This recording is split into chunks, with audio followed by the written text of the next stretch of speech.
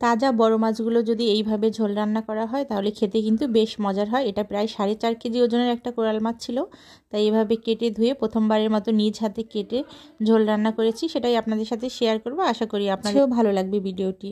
Hello everyone, আসসালামু আলাইকুম, welcome to নাজিফাস kitchen.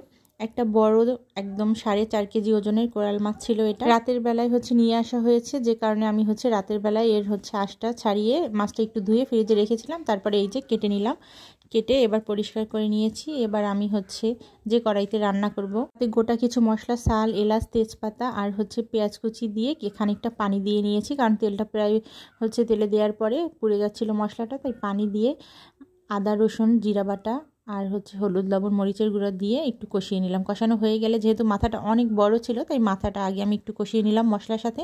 কষানো হয়ে গেলে হালকা ঝোল থাকা অবস্থায় আমি মাছগুলো দিয়ে দিলাম। মাছগুলো দিয়ে এবার কষিয়ে নেব। মাছটা দেওয়ার পরে কিন্তু মাছটা থেকে অনেকটা পানি বের হয়েছে। এরপরে আমি মাছগুলো কষিয়ে একটু উল্টে পাল্টে নিলাম। যেহেতু এই মাছটা একটু নরম হয়, বেশি নাড়াচাড়া করা যায় না, বেশি নাড়াচাড়া করতে গেলে দেখা যায় যে মাছটা ভেঙে যায়, তাই খুবই সাবধানে আলতো হাতে আমি নেড়ে নিচ্ছিলাম। যদিও ভিডিওটা ফাস্ট ফরওয়ার্ড করা আছে, আমি খুবই আলতোভাবেই নাড়ছিলাম।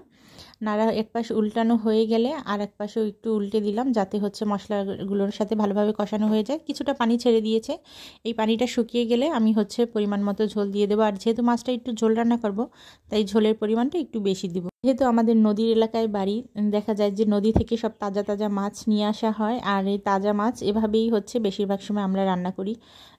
মাছ ভেজে রান্না খুবই কম করা হয়। আর এটা অনেক বড় একটা মাছ ছিল, আর এটা যদি ভেজে ঝোল রান্না করি তাহলে মাছের তেমন একটা স্বাদই পাওয়া যাবে না। তাই আমরা দেখা যায় যে ছোট মাছ হোক বা বড় মাছ হোক, বেশিরভাগ ক্ষেত্রে এভাবেই রান্না করি। আর তাজা মাছগুলো এভাবে রান্না করলে স্বাদটা অনেক বেশি ভালো আসে। আমি আর ঢাকনাটা দেইনি, যেহেতু পানিটা একটু বেশি দিয়েছি। এবার পরিমাণ মতো ঝোল দিয়ে রান্না করে নিলাম। আর কিছুটা রান্না হয়ে যাওয়ার পর আমি আবার মাছগুলো একটু উল্টে দিব, কারণ মাথাটা অনেক বড়, এটা আমি আর কেটে দেইনি, এটা যাতে ভালোভাবে সিদ্ধ হয় সে কারণে মাথাটা একটু উল্টে পাল্টে দিলাম। আর মাথাটা প্রথমেই একটু বেশি কষিয়ে নিয়েছিলাম, তারপরে কষানো হওয়ার পরে মাছগুলো দিয়েছি, সেগুলো তো আপনারা দেখতেই পেলেন।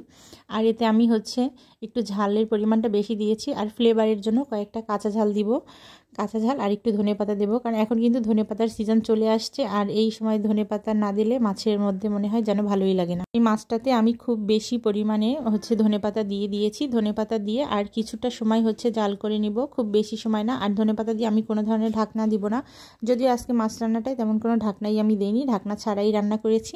এরপর দেখেন আমার মাছ রান্নাটা হয়ে গেছে, আমি এখন উঠিয়ে নেব। আর কালারটা কত সুন্দর এসেছে, যতটা লোভনীয় কালার আসছে, যে খেতেও ঠিক অতটাই মজা হয়েছিল। আশা করি রেসিপিটা আপনাদের কাছে ভালো লেগেছে। কেমন লেগেছে অবশ্যই কমেন্ট করে জানাবেন। আজকে এই পর্যন্তই, আল্লাহ হাফেজ, সবাই ভালো থাকবেন, আমার জন্য দোয়া করবেন।